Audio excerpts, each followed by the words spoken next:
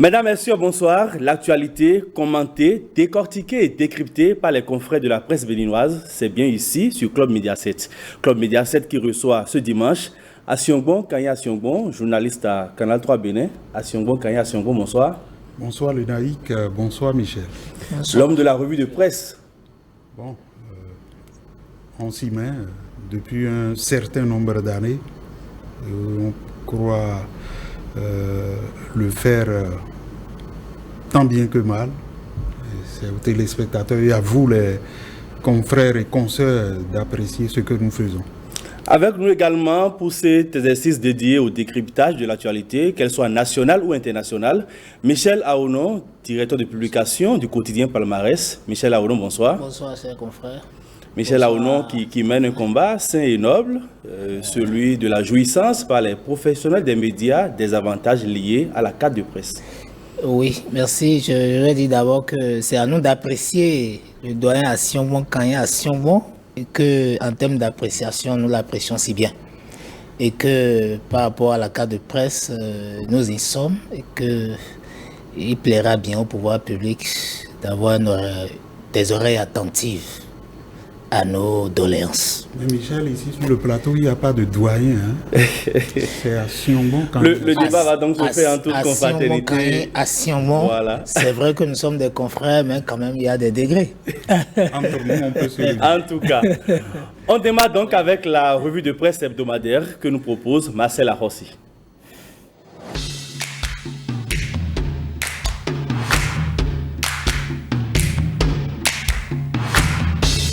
Départ de Guy Mitokpe du parti Restaurer l'espoir, indigestion chez Candide Azanaï. C'est l'un des grands titres de l'Émergence Info lundi dernier. Azanaï laisse enfin exploser sa rancœur, selon Matin Libre, qui pose d'abord une question. Pourquoi en politique, la démission d'un parti est souvent suivie de révélations? On croyait Candide Azanaï, le président de Restaurer l'espoir, au-dessus de la mêlée. Mais que ne fut pas la surprise désagréable de voir le natif de Azali à Abomey versé dans les mêmes travers que des politiciens à la petite semaine. C'est sur la web radio Crystal News que le président de Restaurer l'espoir a étalé aux yeux du monde ses ressentiments depuis la démission de Guy Mitokpe, ancien secrétaire général de Restaurer l'espoir, jusqu'à son adhésion au parti Les Démocrates. Morceau choisi, Mitokpe n'a jamais discuté avec moi ce qu'il est en train de faire. Il est venu me dire qu'il faut que nous nous rapprochions de la mouvance. Quand on entend cela, et vu le positionnement politique actuel de Guy Mitokpe, on se pose des questions. Pourquoi celui qui tenait tant à aller du côté du pouvoir ne l'a plus fait une fois libre de ses choix, s'interroge Matin Libre. Mais il est clair, pour Info Matin, qu'en utilisant contre Guy Mitokpe des mots qui se voudraient durs, mais qui sonnent comme de l'aigreur humaine, l'ancien ministre démissionnaire de la Défense de Patrice Talon a raté une occasion de se taire et de passer inaperçu. La raison de cette attaque de bas de ceinture est d'autant plus incompréhensible que les deux s'entendaient comme larrons en foire encore très récemment. Aussi, Guizot, comme se plaisent à l'appeler ses proches, n'a pas commis le crime de parricide en tuant un père politique pour grandir. Quand bien même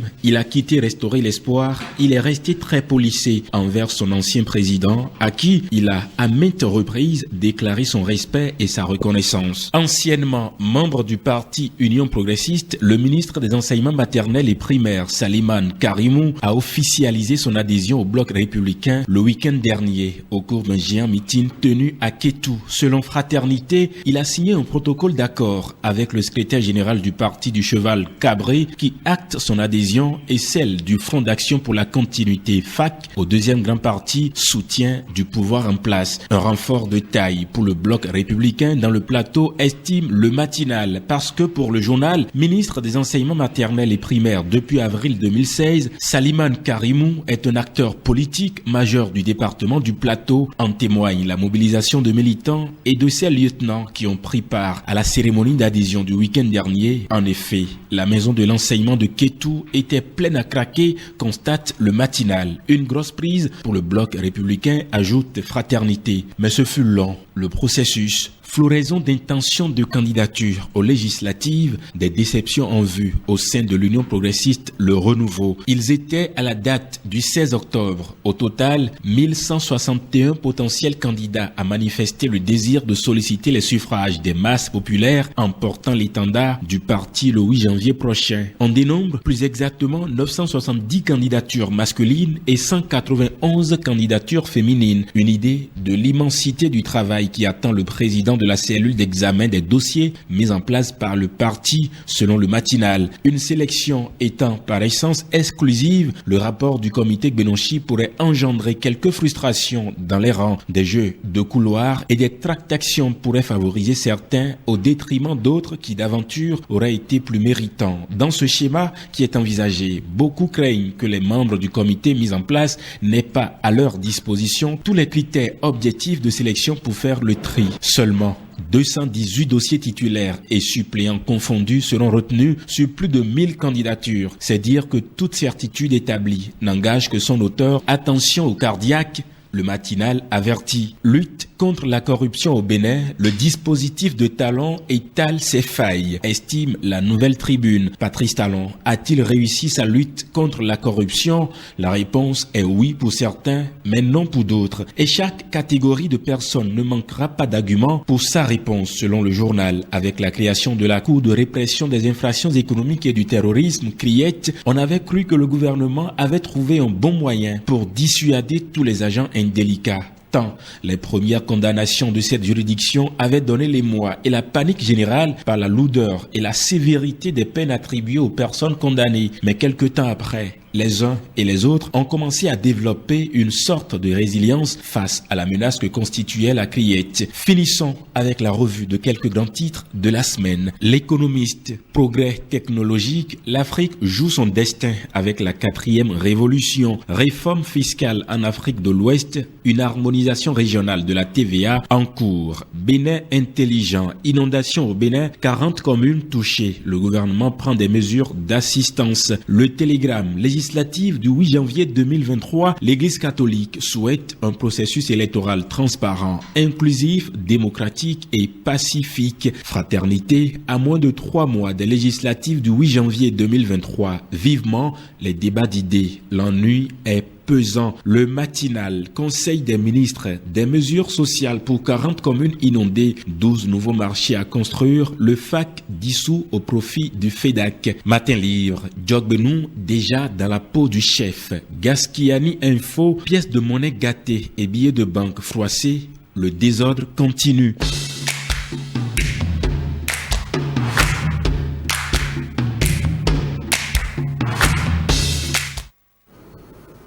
C'était donc à l'instant l'actualité vue, traitée et relayée par les journaux au cours de la semaine. Place maintenant à 7 jours au Bénin.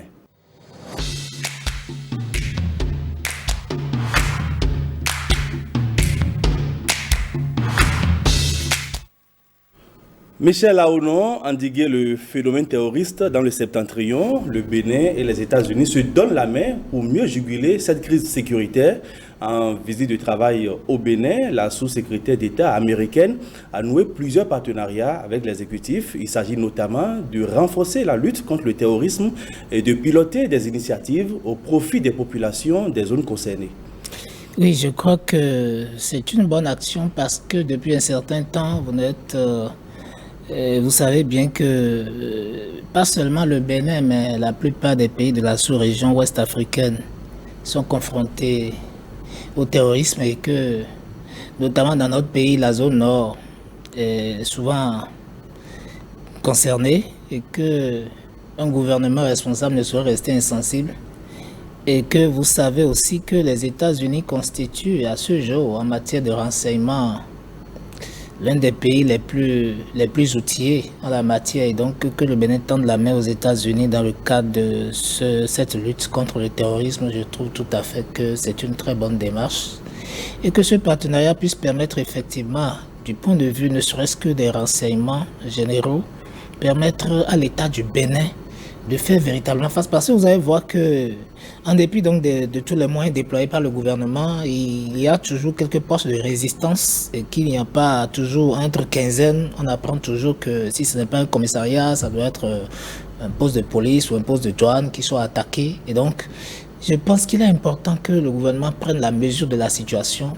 Et ce partenariat qui est noué pourra contribuer efficacement à faire face à la situation actuelle de lutte contre le terrorisme dans notre pays et permettre aussi, je crois, avoir appris aussi qu'il s'agit d'une initiative sous-régionale.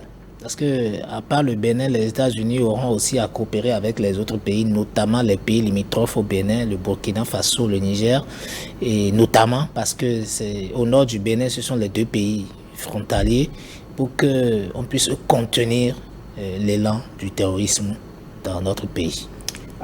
Kanya Asiongbon était face à l'émissaire du gouvernement américain, plusieurs ministres béninois, le ministre d'État chargé du développement et de la coordination de l'action gouvernementale, le ministre de l'Intérieur et de la Sécurité publique, le ministre des Affaires étrangères, le ministre de l'Économie et des Finances, le ministre de la décentralisation et de la gouvernance locale.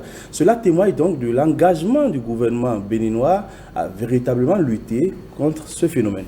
Oui, lorsque vous voyez le nombre de ministres présents à cette séance-là, vous comprenez que c'est un phénomène qui est devenu un phénomène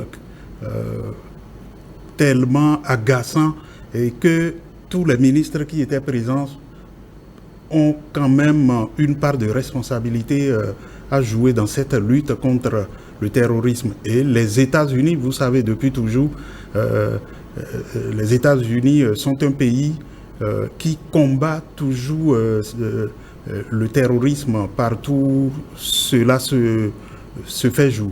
Et en signant un pareil partenariat avec le Bénin, les États-Unis veulent apporter leur expertise au Bénin qui depuis, disons, seulement moins de 2 ans, je crois, a commencé par vivre ce phénomène-là, par être exposé à ce phénomène-là. C'est vrai que, entre-temps, il y a de cela 5 ans, des organes dénonçaient même déjà, soupçonnaient un peu la présence de ces terroristes-là, de ces groupes armés-là, autour du Bénin, surtout dans la partie septentrionale. Même des ONG pointaient du doigt le danger qui guettait le Bénin dans ce domaine. Et lorsque les États-Unis viennent à tendre la main au Bénin pour appuyer le gouvernement du président Patrice Talon, on comprend que le phénomène tient à cœur les Américains qui veulent vraiment apporter leur expertise dans ce domaine-là pour que ce phénomène soit endigué au niveau de la partie septentrionale du Bénin et pourquoi pas au niveau de tout le pays, sur l'ensemble du territoire. Et il est prévu aussi une action inclusive des populations. Et qu'est-ce qu'il faut entendre par action inclusive? C'est peut-être permettre aux populations de ces zones qui sont exposées au terrorisme de ne pas se laisser entraîner dans la doctrine de ceux qui ne voient que le diable partout quand on n'est pas de leur religion. Michel Aounon, les partenariats, ce n'est pas ce qui manque. Quelles sont vos attentes concrètes de ce partenariat naissant? Le ministre de la Défense était également de la partie. Ne serait-ce qu'à voir la forte délégation gouvernementale. La délégation gouvernementale, déjà numériquement constituée, est déjà la preuve que la question du terrorisme constitue un enjeu majeur et que cela se retrouve au cœur des préoccupations du gouvernement. Mais qu'est-ce qui amène au terrorisme? Je pense qu'il y a des choses qu'il faut voir en amont. Qu'est-ce qui amène au terrorisme? Lorsque vous étudiez un peu le phénomène du terrorisme, ça part de quoi? Ça part de l'intégrisme religieux, ça part de l'extrémisme religieux, et ça part d'une certaine philosophie qui est incarnée, et ça part d'une doctrine, comme Asiongbon vient de le dire. Et je pense qu'en amont, il y a un travail à faire aussi. Parce que avant que les terroristes ne parviennent à étendre leurs tentacules sur un territoire, ils procèdent à des recrutements, ils procèdent au formatage, ils procèdent à l'endoctrinement. Merci. Ils réussissent plutôt à endoctriner ou à faire endoctriner une partie de la population qu'ils parviennent à faire adhérer à leur vision philosophique. Et je pense que l'action gouvernementale doit prendre aussi en compte la sensibilisation des populations à la base, de manière à ce qu'on puisse veiller, à la poussée de ces velléités expansionnistes des groupes terroristes armés. Cela participerait donc d'une certaine proactivité des populations qui serait amenée dans une certaine mesure à informer très tôt les services donc là, en filigrane, le concept de la coproduction de la sécurité. De la sécurité, parce que, et il faut aussi dire que l'extrémisme religieux, l'intégrisme, et ce sont des réalités qui balisent le terrain à la poussée du terrorisme. Et donc, qu'en amont, il y ait des actions dans ce sens, et qu'en aval, le partenariat avec les pays qui disposent de plus de moyens matériels, parce que ici, il s'agit de moyens matériels, effectivement, pour faire face et faire reculer les terroristes, que cela puisse, que la coopération vienne en appoint à la sensibilisation qu'on aurait réussi à faire auprès des populations cibles, notamment les populations qui se trouvent, les populations qui se trouvent dans les zones frontalières surtout,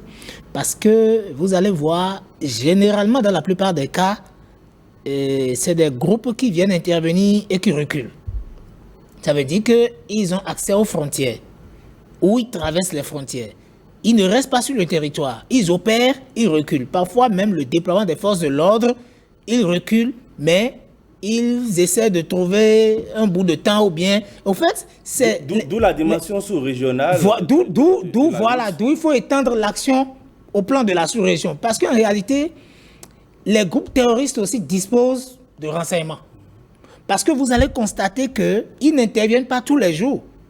Mais ils interviennent et parfois c'est à la grande surprise même de tous. Ça veut dire qu'eux, ils ont aussi des renseignements.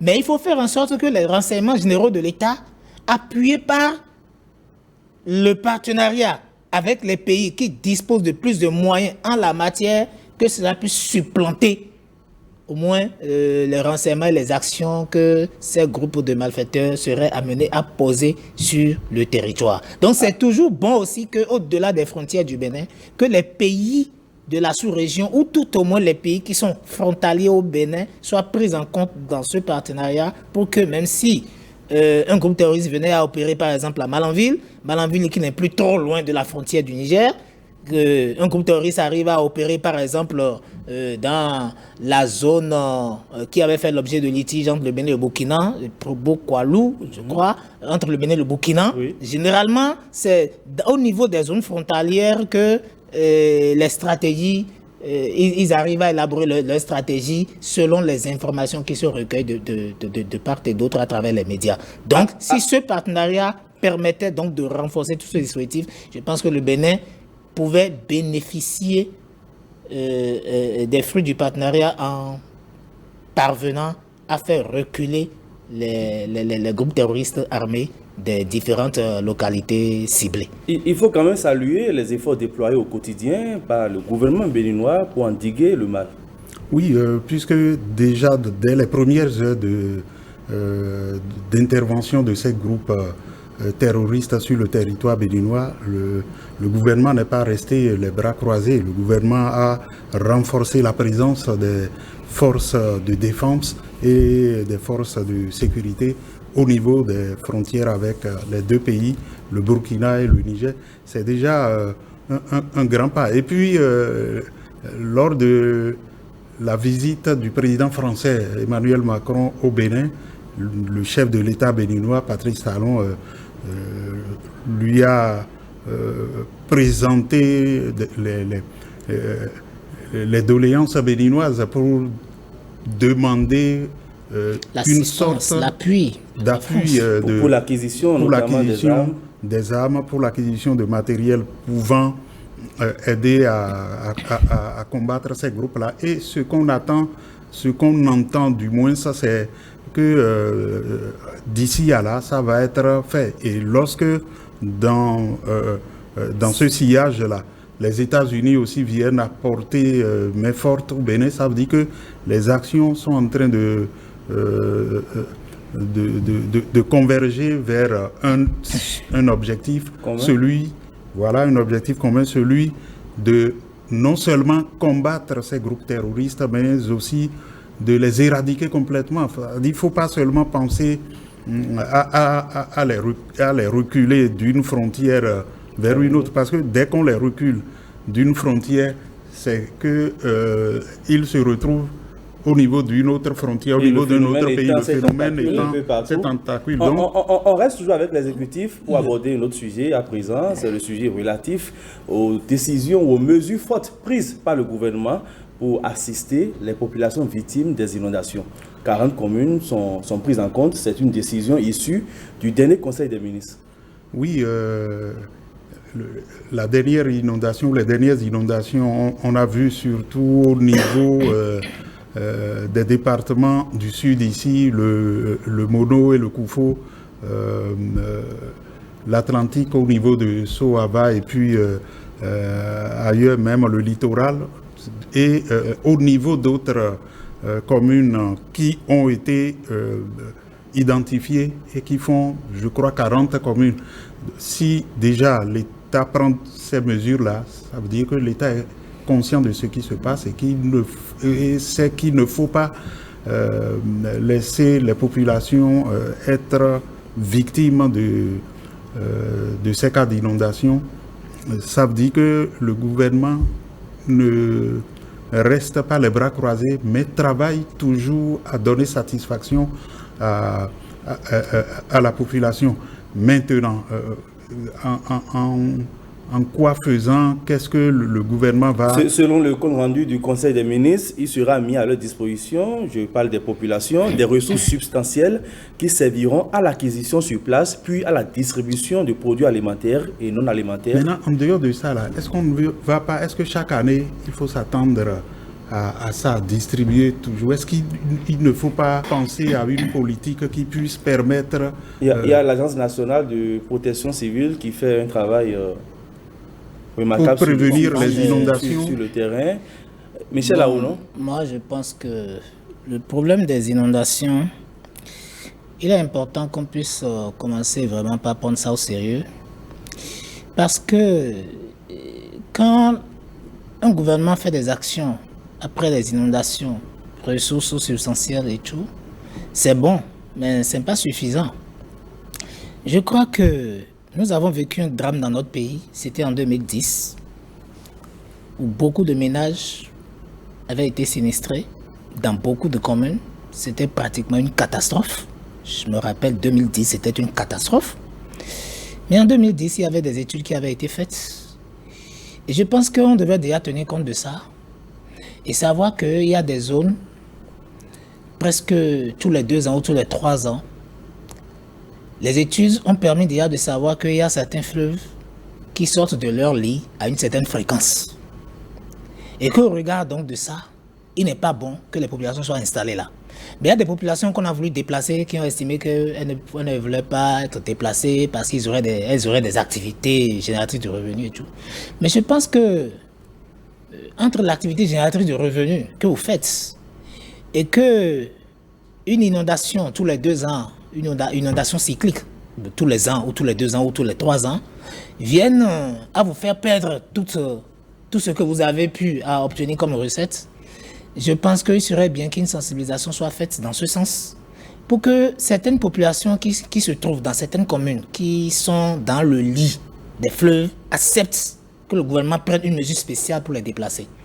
Sinon, tous les ans, le gouvernement va déployer des moyens pour le faire, mais dès que vous allez voir que la situation se rétablit, tout le monde se réinstalle, et vous allez voir si ce n'est pas cyclique annuellement, c'est biennal ou c'est triennal, et puis ça revient, et puis c'est les mêmes problèmes qui réapparaissent. Première chose. Deuxième chose que je voulais dire, en février dernier, Et l'Agence nationale de la météorologie, avec certains partenaires, avait déjà organisé l'atelier sur les prévisions saisonnières.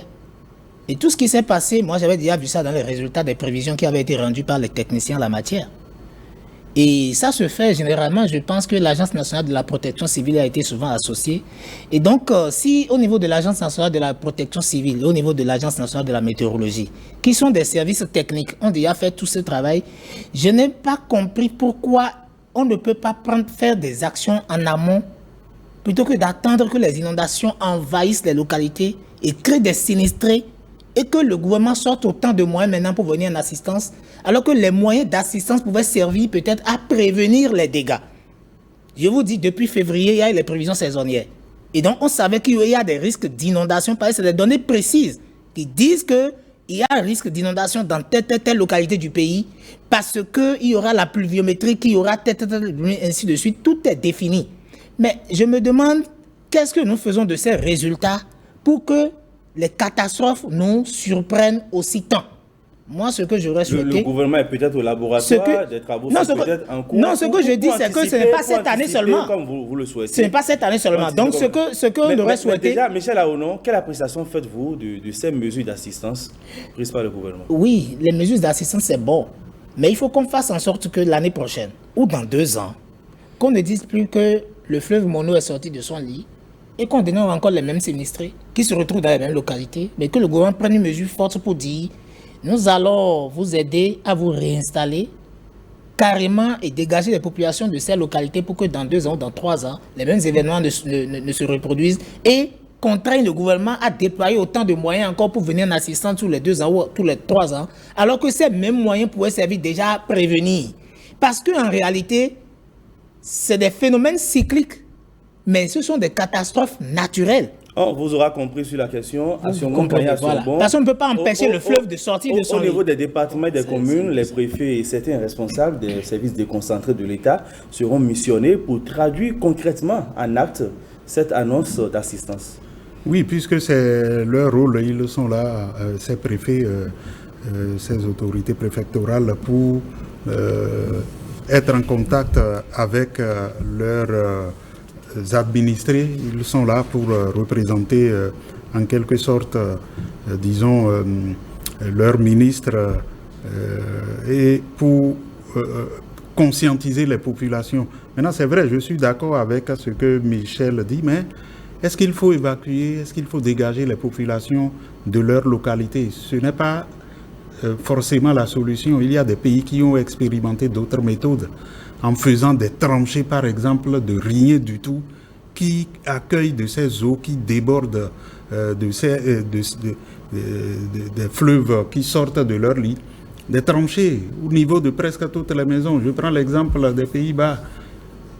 Vous vous rappelez, Weiho, la cité Weiho, c'était du bas-fond qu'ils sont venus recharger pour construire. Donc, la solution, ce n'est pas forcément de dégager les populations de leur localité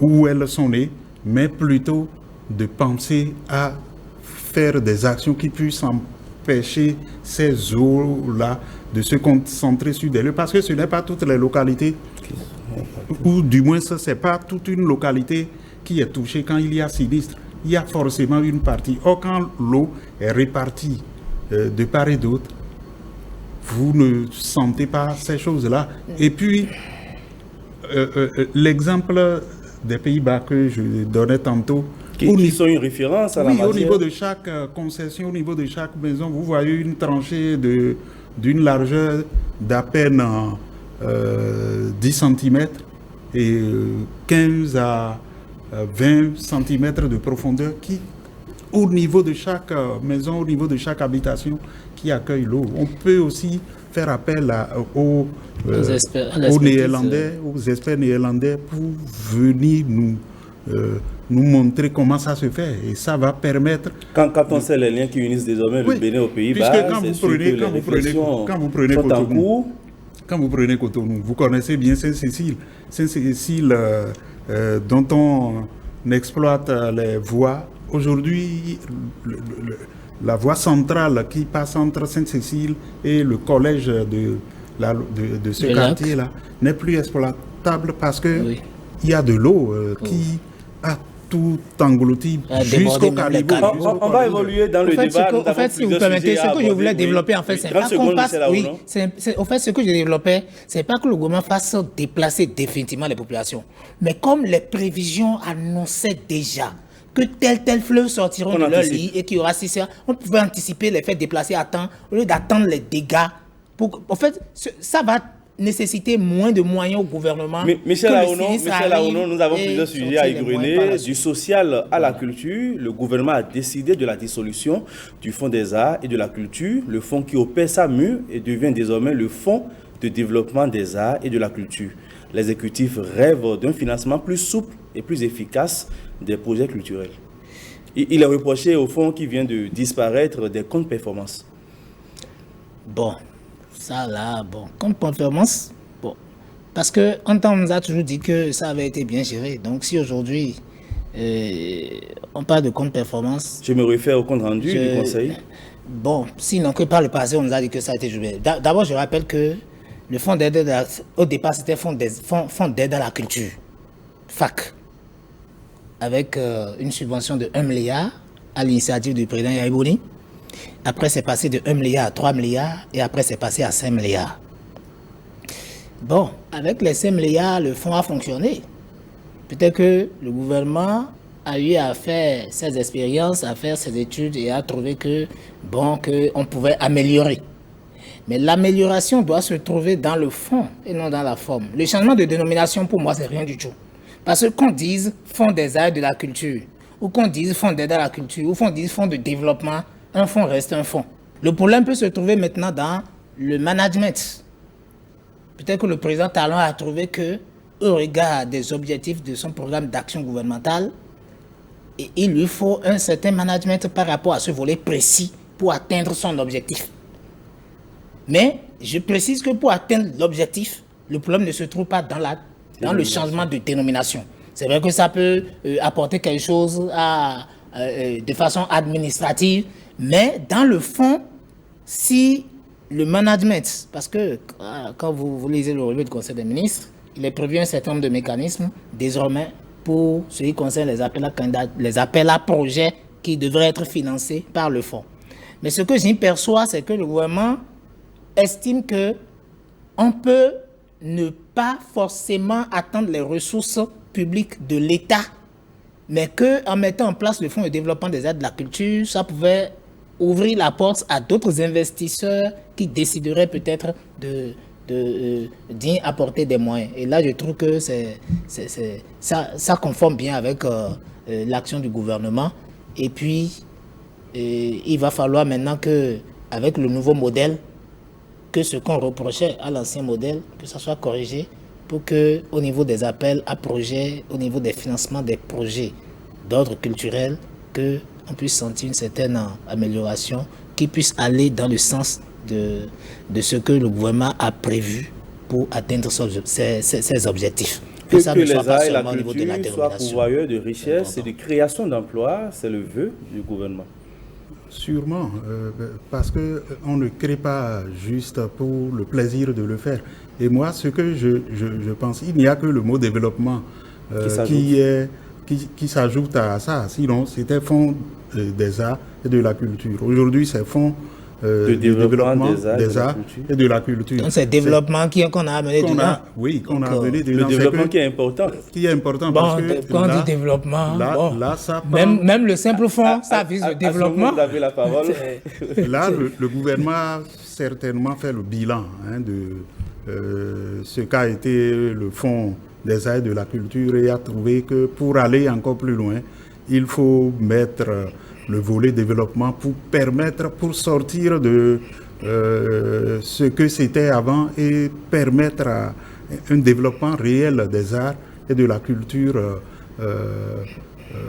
au Bénin. Et ça va être aussi pourvoyeur d'emplois. C'est sûr que le gouvernement veut redonner une autre dimension à la chose et c'est pourquoi il a été ajouté développement. Sinon, pour moi, c'est vrai.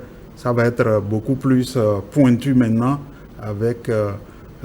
quand on parle de développement, sûrement que le gouvernement a un autre plan pour booster davantage ce sous-secteur de la culture.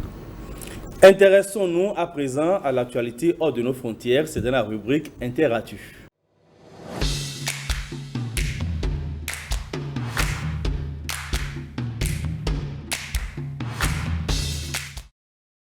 On reste avec vous à Siongbon, Kanya Siongbon. En Côte d'Ivoire, l'ancien président Laurent Gbagbo est candidat à la présidentielle de 2025. L'annonce a été faite par le secrétaire général de son parti, le parti PPACI, entendez, Parti des peuples africains Côte d'Ivoire.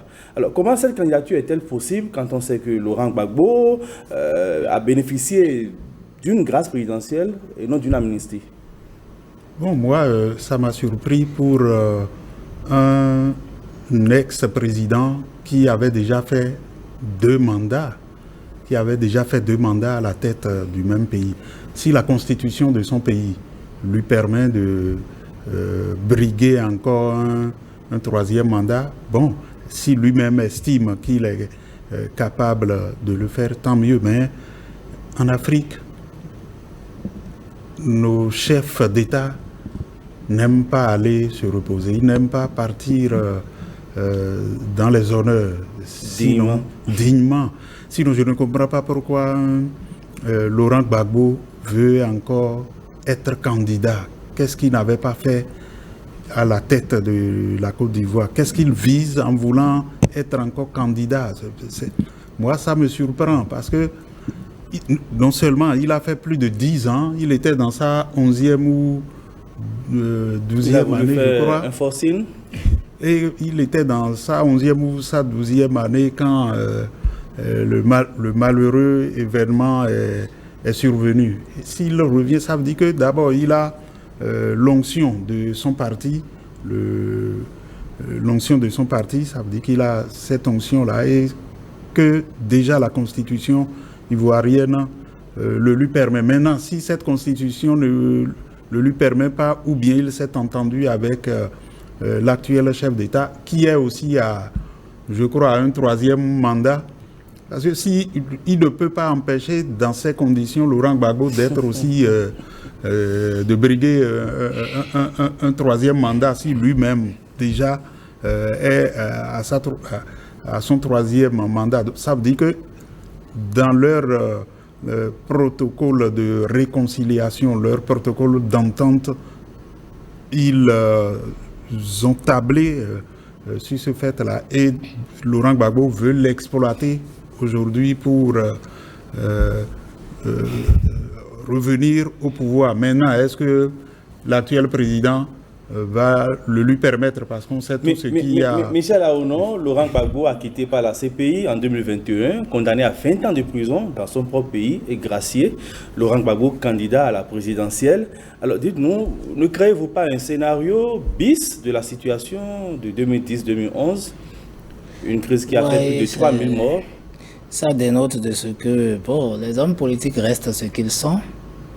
Vous voyez, à sa sortie de prison, quand Laurent Gbagbo est rentré en Côte d'Ivoire, il a été reçu quelques semaines plus tard par le président Gbagbo, qui l'a toujours attaqué.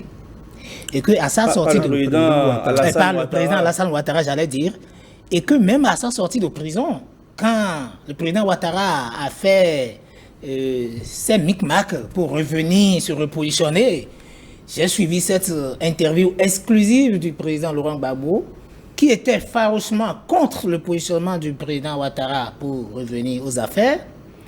Et puis, brutalement, il y a eu grâce présidentielle, il est rentré en Côte d'Ivoire en apothéose et tout. Et puis, voilà. Et sa candidature ne m'a pas surpris, moi, parce que quand j'ai appris qu'il a lancé son parti politique, je me suis dit, mais il cherche peut-être l'instrument qu'il faut pour rebondir, pour politiquement rebondir, parce qu'il y a eu Maya parti avec l'ancienne première dame et tout, avec le parti. Mais il y a un problème. Quand vous dites 3e mandat, quand vous parlez de 3e mandat dans les constitutions africaines, il y a une précision qu'il faille faire désormais. Est-ce que c'est 3e mandat, c'est consécutif ou bien c'est étendu? Parce que quand c'est consécutif, je donne un exemple, Patrice Talon est dans son 2e mandat. S'il veut faire 3e mandat, ça veut dire qu'il finit en 2026, il se repositionne candidat. Là, ça fait 3 mandats consécutifs. Mais il peut aller se reposer 5 ans et revenir.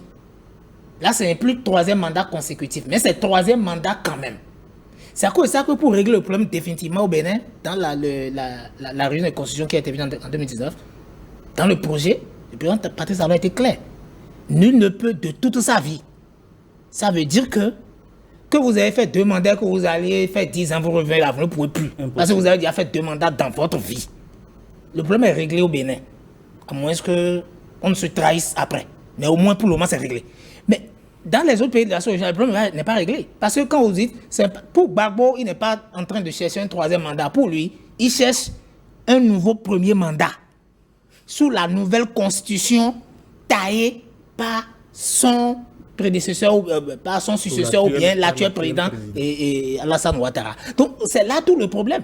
Donc, Gbagbo, dans son discours politique aujourd'hui, n'est pas dans 3e mandat, mais Gbagbo estime qu'il veut briguer un 1er mandat sous la nouvelle république inventée. Mais cette nouvelle république inventée par une constitution tripatouillée entre griffes que lui-même avait déjà dénoncé depuis qu'il était de la prison à sa sortie de la CPI et tout ça. Donc, ça pose un problème. Mais aujourd'hui, Ouattara estime, avant de revenir aux affaires pour le 3e mandat, Ouattara a estimé que bon, celui à qui le parti devait confier les rênes, vous connaissez la suite et tout, et donc le peuple a estimé qu'il était le plus intelligent et le seul qui pouvait. Voilà, quand vous passez à la déification et au culte de la personnalité, c'est sûr à quoi ça mène. Je prends le nouveau parti que le président Gbagbo a mis en place. Dans ce parti-là, tous les cadres ivoiriens, toutes catégories confondues là. Donc il n'y a personne pour porter les idéaux du parti et aller à une élection. Et il n'y a que la personne de Gbagbo, il n'y a que la personne de Ouattara. Ça veut dire que la Côte d'Ivoire se résume à 2 personnes. Ça pose un problème. Ça pose un problème, Michel Aoulon. Non, ça pose un problème. Et en Afrique, nous devons travailler à ça. Parce que lorsque vous militez dans un parti politique, vous êtes un cadre chevronné. On connaît vos talents, on connaît vos trucs. Et puis, pendant 20 ans, 30 ans, on estime que c'est une seule personne qui est intelligente pour diriger, pour tout faire. Je vous donne l'exemple de certains partis au Bénin. Depuis 1990, on estimé que c'est une seule personne qui est intelligente et qui n'a jamais présenté de candidat. Ils sont là sur une des candidats. Heureusement que le président Patrice Talon avec la réforme politique institutionnelle, il a pu mettre fin à tout ça. Donc c'est un peu le problème ça. C'est ça le problème. Heureusement que chez nous, le président Talon a mis fin à ça. Parce qu'il y a des partis qui sont là depuis 1990 à la réunion de la conférence nationale qui estiment que c'est une seule personne qui est la plus intelligente du parti et c'est toujours lui. Et dès que cette personne part à la retraite politique, c'est-à-dire atteint les barres de 70 ans, le parti n'a plus de candidat. Le parti commence pas à soutenir d'autres candidats. Triste réalité, nous allons évoluer. Bouclons à présent la boucle avec la dernière rubrique de cette émission, les potins de la toile.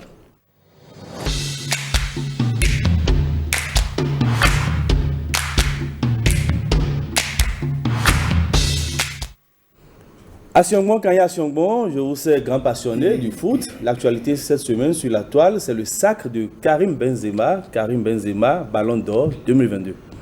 Pas seulement passionné du football, mais... Du sport en général? Du sport en général.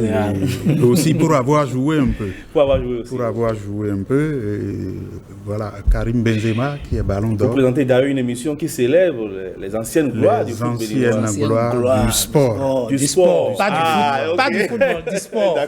Toutes les disciplines sportives confondues. Voilà. Okay. Donc, Karim Benzema, quand même, c'est un monsieur qui a montré à la France que sa présence au sein de l'équipe française est indispensable. Il a été écarté pendant plus de 2 ans.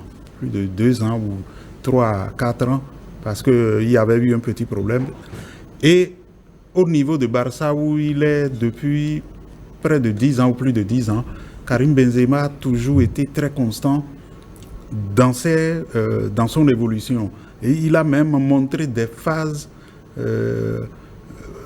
plus pointues encore de sa capacité, de ses compétences de footballeur, au point où aujourd'hui, si Karim Benzema gagne le Ballon d'Or, c'est que l'ensemble des journalistes sportifs qui ont fait ce choix-là ne se sont pas trompés. Ce n'est pas seulement, c'est vrai que c'est organisé en France, mais ce n'est pas seulement les Français qui désignent. Ce n'est pas seulement les reporters sportifs français qui désignent, mais c'est l'ensemble des reporters, disons, européens qui se retrouvent et qui proposent des joueurs qui... Je sais qu'avec vous, on ne va pas finir sur le sujet. Michel Aonon, c'est la consécration, le couronnement d'une belle et riche carrière de footballeur. Oui, c'est un bon couronnement. Et puis, comme ce n'est pas fait au pifomètre, c'est sur la base de données et d'un certain nombre de critères, des trucs bien établis. Ce n'est pas fait au pifomètre, ce n'est pas fait à la tête du client, ce n'est pas fait en fonction donc du pays d'origine du joueur. Donc je pense que c'est un couronnement qui mérite satisfaction.